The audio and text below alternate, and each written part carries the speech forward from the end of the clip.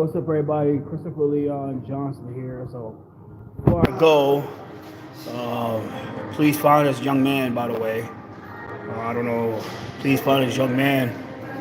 I gotta get the station. Fucking playing some Mariah Carey downstairs at the A train station. So, to let you guys know.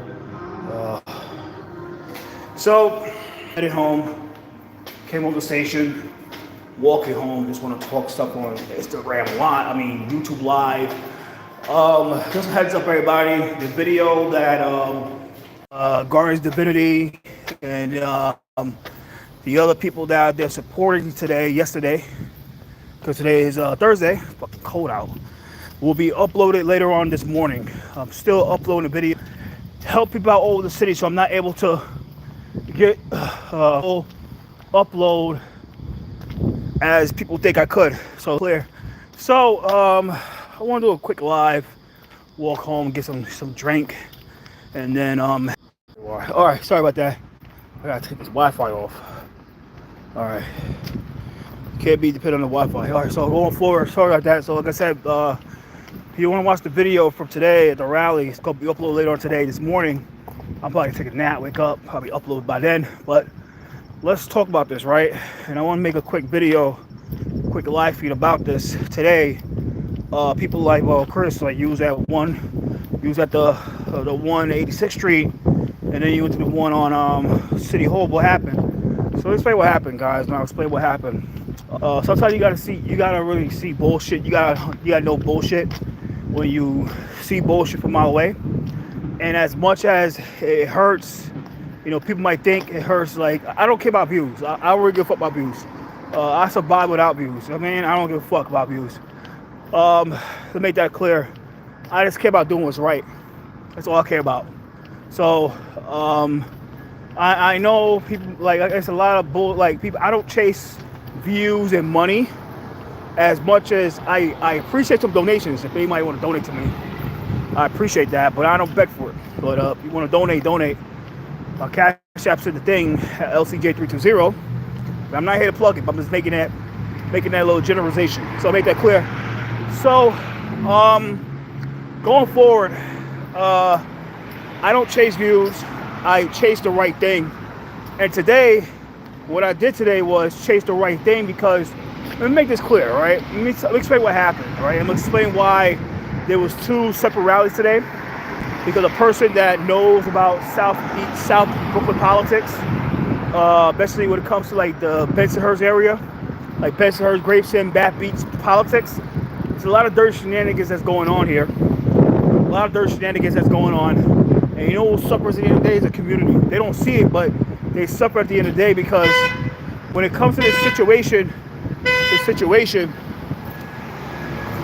what the hell is that? The situation. When it comes to the situation at 2501 86th Street, the people that suffer at the end of the day are the regular people, the regular Joes and Jills that attend those rallies and just bang their stick on the poster and say no homeless shelter, right? The regular people. Those people that suffer, and I'll explain why. Because what happened, and I'm explaining what went down was,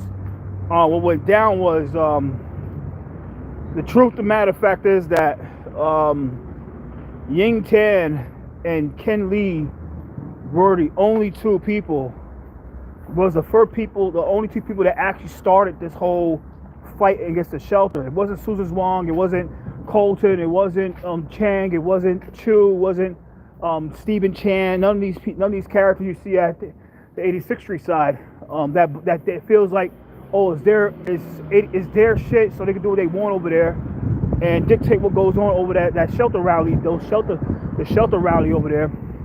Make that clear. Ken Lee and Ying Tan was out there first, fight against that shelter before the 17th of July. Now, and I'll explain to people that this is the problem in a lot of communities, not just that community itself. It happens in a lot of communities, especially the black communities, where You get people that know, that sees a situation, that sees a problem, and they want to fight against the problem. But what happens is when the elected officials find out, or certain community leaders that are part of community boards, or like they're part of like nonprofits that get a lot of government money, or they work with organizations that work with nonprofits that get a lot of government funding, this is where it can get a big problem. This is where it can get a big problem. This is why when I do things, when I like to do things, I don't like to have everybody around me and doing certain things, especially when we try to get things done. It's like me with this whole situation with McGinnis Boulevard, right? I'm not trying to say that I was one of the reasons that the McGinnis situation is like what it is right now, but without myself and JQs and NYC Drivers Unite in your face advocacy and activism against Transalt, I don't think that the mayor would have actually listened and saw like, yeah, there's real opposition, to the point that people crashed the press conferences and giving Transalt a hard time, to the point Transalt came and announced any press conference anymore because they scared of me, Raul, and JQ crashing. But let's go back to this whole thing when it comes to 86th Street. So, and this is a big example of the problem you get in like the inner districts, where you have people that are genuine, that's trying to do the right thing, that want to do the right thing for their people. They're not getting paid for it. They're not getting a dime. They're not getting government funding. They're not on community boards. They're not affiliated with nonprofits that get government funding, or organizations that work with nonprofits that get government funding. They are trying to do the right thing for the community because they know that the shelter, 25018 6th Street shelter situation, is bad for the community and is bad for the area. Now, people don't understand that shelter has a Walgreens, it has a 99-cent store, it has a Chinese Chinese supermarket, and it's a train station right there. So you could tell why they picked that location to try to build that shelter over there. But going back to this whole thing about Ying Tan and Ken Lee, those two are two people that actually give a fuck about what they do, and both of them are business people.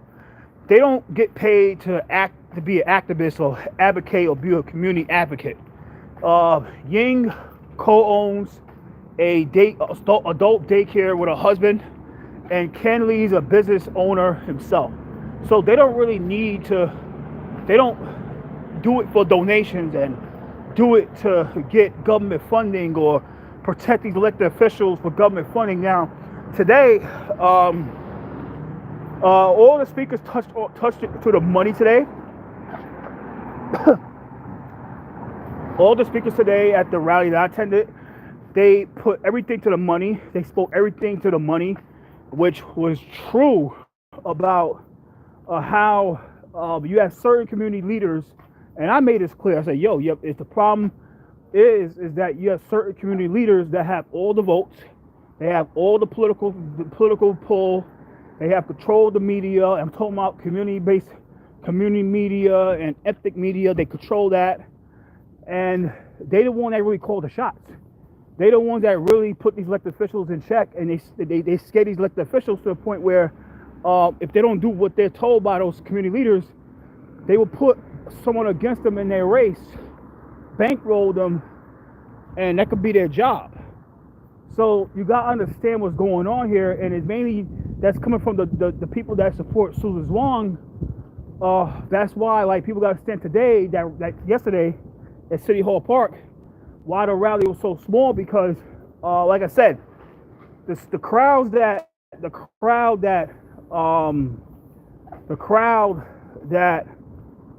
Susan had today at her rally were the people that was standing next to Ken Lee and Ying Tan, to the point that once the community leaders found out, and it's all about elections, it's all about, like I said, they don't do, like I said, that Ken And Ying is not trying to do for run for office because they care. But when it comes to like the community leaders, they think this is about election time. This is about galvanizing votes. So what they did was they got those people into a meeting, and whoever and they told them like, well, Susan is with you guys, and all the elected officials are with you guys, and they're gonna stand next to you guys at their shit. And look what happened. They stood next to them with their shit, and that's how all the people they all turned on Ying Tan and Ken Lee. So let's make that clear. So going forward, guys, like I said, there's a lot of dirt shenanigans that's going on here. What happened yesterday at the with this rally? Like I said, Ken Lee and Ying Tan started all that first. They the ones that was advocating against the shelter first. They was out there every week, week in, week out, fighting against the shelter being built. And the thing about it was that not only they was fighting against that shelter, they was fighting against the shelter in Rego Park. So they actually give a fuck about these shelters not getting built anywhere, because they know it destroys the community within. It lowers property values. It lowers the quality of life, and nothing gets done. Nothing can be done because these nonprofits that does the work inside the homeless shelter systems, they control the city council, they control the state legislator, and they control the mayor. So they're not gonna do anything about it. The mayor ain't gonna do shit once they get happen, and a lot of these elected officials, they so damn scared they ain't gonna do shit about it either. But let's make that clear. So yesterday at the rally, like I said yesterday, this what goes on. That the shit that happened yesterday it really stems what happens in the inner districts, like the Black and Latino communities, where let's say like someone get shot, right? Like a family is seeking justice for their son who get shot and killed by some asshole. Now it'll be a genuine activist that will be out there with the family, fighting for the family. They're not getting paid for it. They're not seeking a check. They do it because they care. Now, what happens is the media might find out about that case, and they might want to cover that case, right? That situation. Now, anytime you get like CBS, ABC, NBC, news, any of these channels, you're gonna get like 100,000 people watching your story from home. Probably 50,000 watching it from the social media. It's gonna be probably about 250,000 people watching that case, right? Now what happens is once they see that, and they see someone that they don't control on the TV like that shit. This goes on the inner districts. These elected officials get mad, and what happened and what they do is when it comes to like people get shot and killed, they'll have these corrupt cure violence organizations stand next to you or try to work with you with the case on the same case, and then what happens is if the case gets solved or there's something that gets accomplished, the people that really did it, they will never get the credit. It'll be these corrupt cure violence organizations that get the credit because it all helps out the elected official.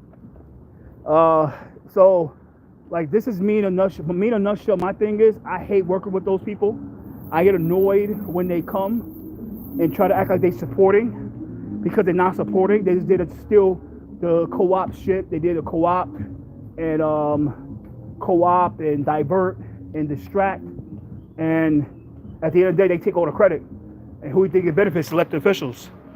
Look what happened with the whole 2501 86th Street situation, where like I said, what happened, guys, is like I said, Ying Tan and Ken Lee started all that, and what do you think happened? They were scared. These elected officials get scared. They're like, oh, these people, there's a lot of people out here fighting in the shelter. This is a lot of votes. We need people not to know that.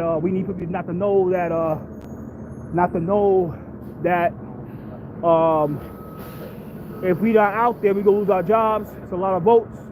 So what they do is they get these community leaders to come in and co-opt the whole cause, the whole fight, and then instead of people get out the matrix and say, okay, if Susan Zhuang and Will Colton's not out there, and all elected officials wasn't out there before the situation, then we're not gonna vote for them.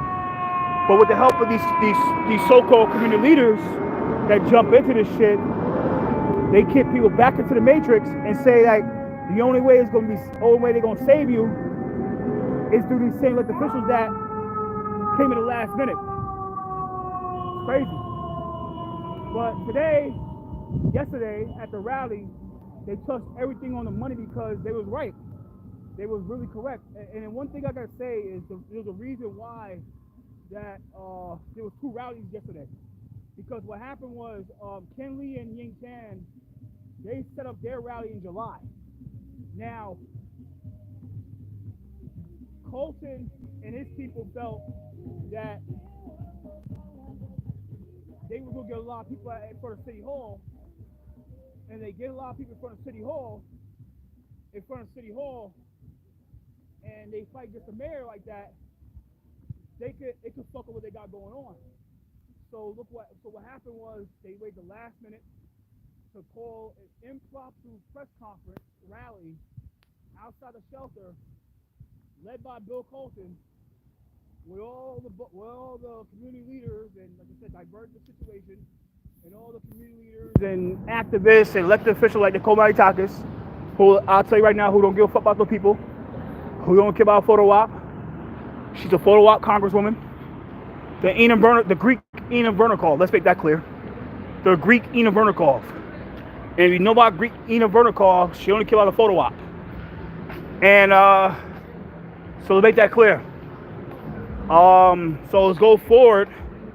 So like I said, they had to do this on purpose because they knew that if the rally was set up for like a month, and they knew all the people was gonna go out there. So Bill Colton, with the help of the Brooklyn Democratic Party that owns the Brooklyn Eagle, and you know about the Brooklyn Eagle, they're ran by the Brooklyn Democratic Party. That's Rodney Bashar Herman's paper, the Brooklyn Eagle.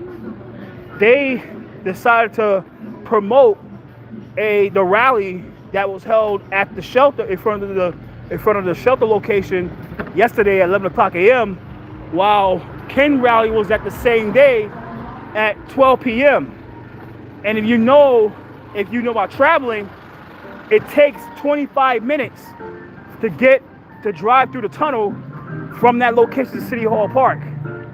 Or if you take the train, it takes an hour. So Bill Colton knew what he was doing. He had to make sure that the crowd did not go all the way to Manhattan to fight against the mayor, to go rally against the mayor. So let's make that clear. This was all another a diversion tactic by Bill Colton because he was scared of those same people hearing the truth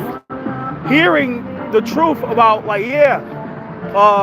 they need, like I said about Sanctuary City. The problem is that I was my media capacity to ask some questions, but the truth about Sanctuary City was the mayor had a plan of putting that on the ballot, with Sanctuary City on the ballot. Now what happened was the reason it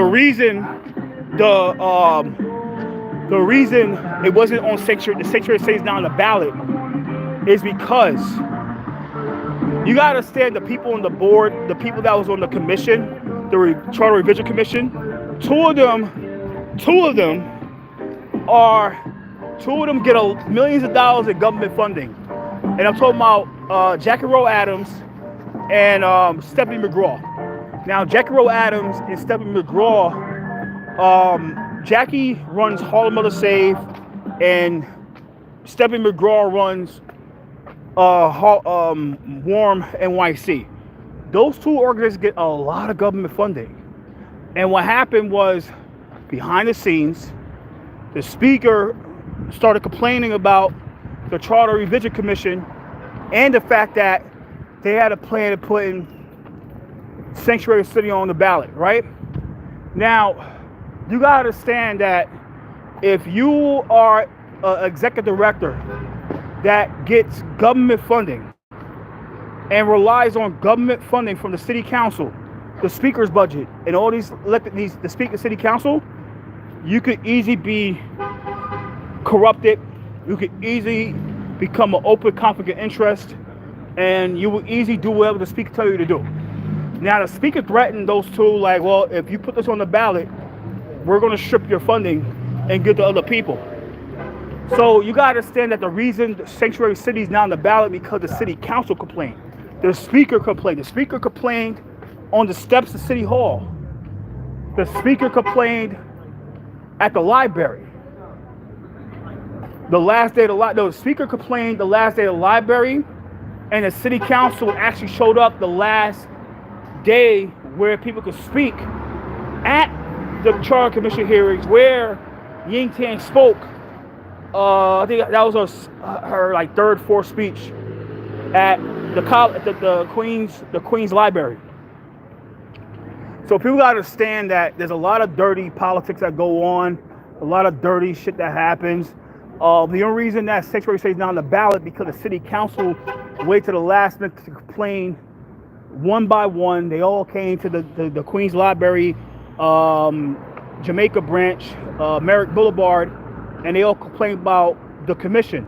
Well, like I said, I made this a long time. Like, well, I said, look, first off, you guys could say that, like I said, the city council, that, well, how you saying that? Well, this commission is not fair and it's undemocratic, while at the same time that the city, if you go to any city council hearing, it's some of the most anti-democratic shit you can ever fucking hear, right? You go through.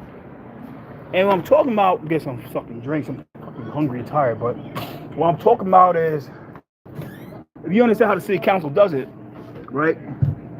The city council does it is, the way they do it is, one second, let me put on mute.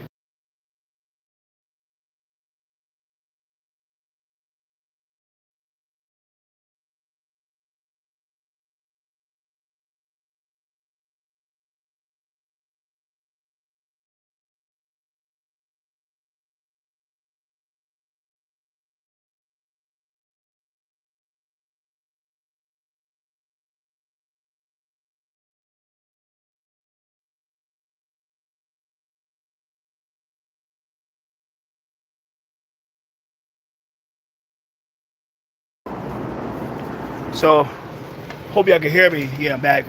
Hope y'all can hear me.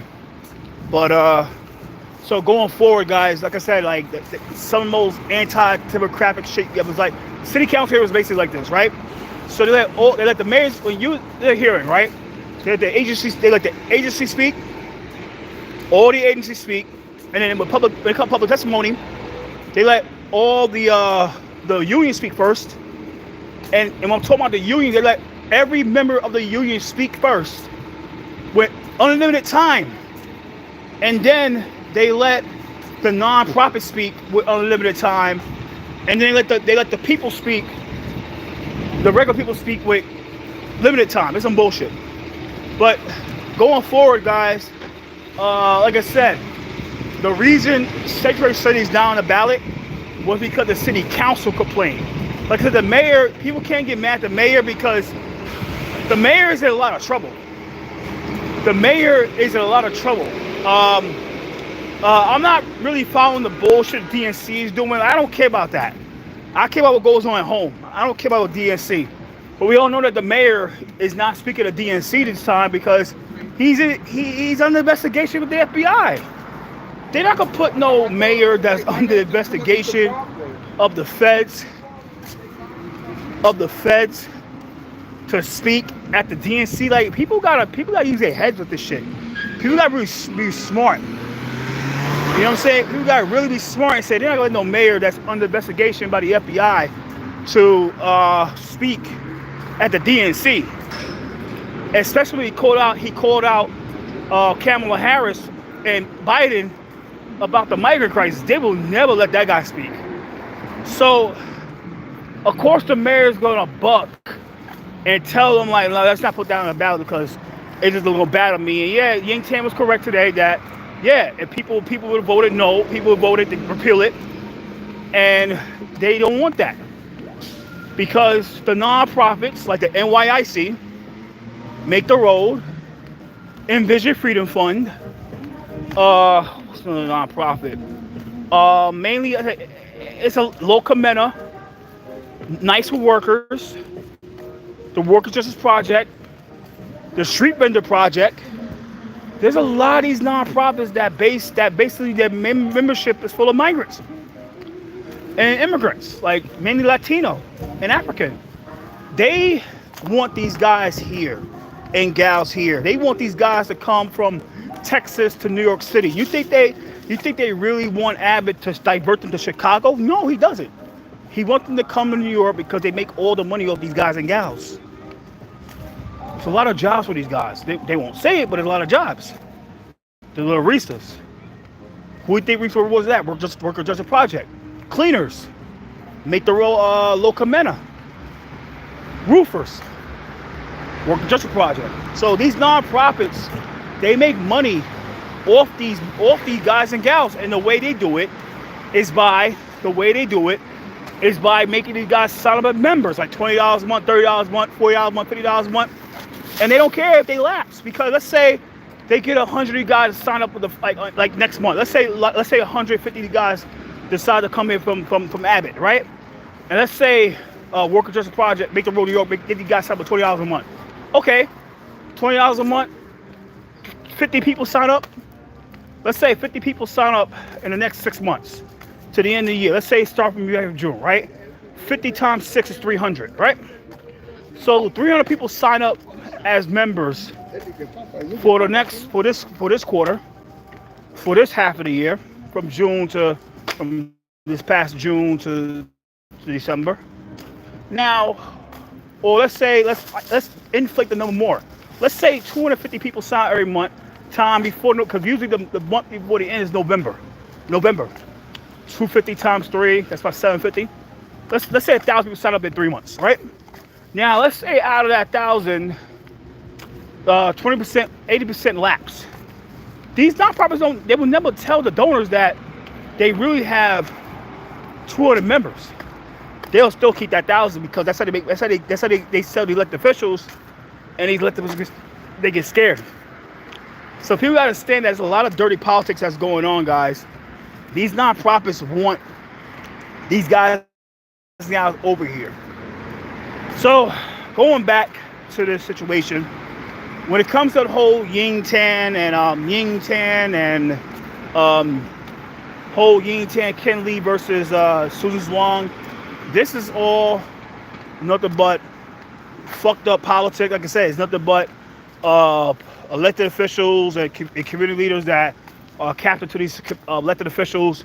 They're trying to take the shine away. They're trying to make sure that no matter what, even if they fail, they still will protect elected officials, like Ivan Chu, and like Ivan Chu. A lot of those same guys that was they was fucking with Ivan Chu. So let's make that clear. So people got to understand that there's a lot of dirty politics going behind the scenes. And let me make this clear that when it comes to that, like I said, she don't have animosity with Brandon. So, and people in the South Brooklyn politics stuff know the shit, like Yang Tan and Brandon. They don't have a bad relationship like he has with Susan. So people are feeling that Yang Tan is working for Brandon, which is not the case. And they feel that if Susan gets expelled through the ethics committee, because the only way they can probably take her out is the ethics committee, because the Brooklyn DA, Gonzalez, works for Brooklyn Democratic machine, and Susan's gonna get away with that biting the cop situation, and she's gonna just plead out to like an ACD, to like disorderly conduct, OGA. But Brandon might try to find his way to get Susan out the door via the ethics committee, because the speaker, Adrian Adams, is nothing but a cuck to Brandon. Adrian Adams, like I said, she'll do anything to be the next state senator over James Sanders, and or she'll run for fucking state assembly versus Vivian Cook. And we all know Vivian Cook is old, and I'm not trying to be an asshole, but you know, like I said, anytime, I'm not trying to be negative, but we all know that, you know, we all transition, right? So let's say Vivian transitions early. I'm not trying to be evil. Well, it's the facts of life, right? It's just life. Life is life. Adrian is going to run on that special election, and she's going to get elected on that special. Or let's say Vivian Cook decides to retire from the state assembly, because that's Rosedale Village. That's her district. Rosedale Village. She suddenly retires. Who do you think is going to run on that open seat? It's Adrian Adams, and she's going to be in the state assembly. She's going to win the state. She might have to run against somebody in the state assembly, probably going to Cook people, and or probably Latoya, or Nicole. You never know. And what do you think is going to happen, guys? She's going to need some support. Because, like I said, when it comes to the Southeast Queen politics, a lot of people are known. And whoever gets the most votes wins. And Adrian needs support. Adrian's going to need some GOTV. So, of course, she's going to do anything to get that Festa support. Because Festa could easily get 200 people out from South Brooklyn to go to over the Southeast Queen Rosedale Village and knock on doors for her. Easily. But like we all know about how politics is. Nothing's for free. Nothing's for free. And everything comes with a price. So what do you think Adrian's going to do? Adrian Adams is going to get Sandra Ung to bring up charges of conduct unbecoming of a council member. And what do you think is going to happen? Fester owns majority of the city council, including the Common Sense Caucus, like Joe Borelli and Ina Vernikov and Vicky Palladino. And what do you think is going to happen, guys? Sue's going to get voted out. And what do you think is going to happen? Special election. Who do you think is going to run? That's why they have against Yang Tan, because they feel that she might, if Susan get kicked out, Yang Tan is going to run and she's going to win. Or if Iwan Chu gets voted out by Stephen Chan, she might run in that special election and she's going to win. Or hell, we might get the return of Yi Chan and she's going to win. So you got to understand what's going on here. This is why they have it out against Yang Tan and Ken Lee. And people got to say that Ken Lee is hated by Justin Brandon. He's hated by Team Branding and Brandon's people. So you gotta understand what's going on here. That's why it's a big divide. Because Team Susan's people are scared of Ying and Ken. People in that district are sick and tired of the Democratic Party. They know that. They know they're sick and tired of the Democrats. They sick and tired of the Iwan Chus. The Iwan Chus of politics. The ones that used to work for Peter Abbott Jr., the do-nothing Peter Abbott Jr., who raised $500,000 for his election against Lester Chang, and he still lost. And look what Peter tried to do was try to get the speaker to call foul, saying like Lester didn't live there. Why you didn't challenge the petition when Lester was running in the first place? Oh yeah, because you thought, oh yeah, it's a Republican. It's a predominantly Democratic district. Lester's a Republican. Nobody knows Lester Chang, and you was gonna win. You was guaranteed to win that election in 2022. But look what happened. Lester fucked him up, and Peter tried to call foul. People are getting sick of these Democrats. That's the truth in that district. People are getting sick of the Democratic Party. I'm a Democrat, and I admit it, because people get sick of condescending, arrogant, rude politicians that will never get in the time of day. unless it's their political enemies, like me. I have a lot of enemies in the state legislature, in the city council. Like I said, you say my name, they're quick to lift their finger to try to get back at me for something that I did to them. But at the same time, guys, they will never ever, when you need their help for like a problem with your EBT card, or you have a problem with your gas bill or your constituent services, they will never ever get back to you. They won't care. They'll just refer you. They'll give you the football, say go here, go there, go there. They wouldn't pull a finger like I would you.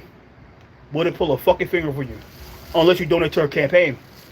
Make that clear.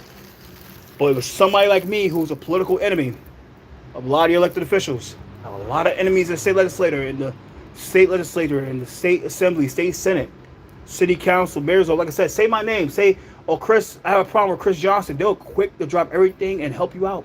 They're trying to get rid of me. Make that clear. Make that really clear, guys.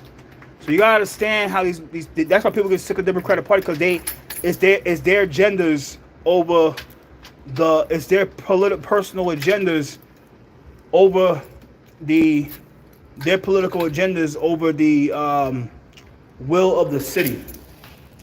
That's over the best interest for their district. Like I said, be a political enemy of these elected officials, and anybody when you go, like I said, you have an enemy that's well known in the circles of politics, and you got a problem with them, go find who their enemies are in the state assembly, in the state senate, or the city council. Go to their office, ask their chief of staff, say the name, and look how quick they try to neutralize that person that they hate. Person with your ET card, or certain politicians, they're quick to help people when they get political enemies, but they won't do anything to fix the South Side in their district. Why is that? Yeah. I went you in a nutshell, guys. People get sick of this shit. People really get sick of it. I'm a Democrat, Richard Dem. I'm a most of the Brooklyn Democratic Party now. People get sick of the Democratic Party because of bullshit like I went you, who's nothing but toxic, who doesn't care about her district, who only shows up for a photo op. All she cares about the photo op. You know what I'm saying? So make that clear. So let me go in my house. One second.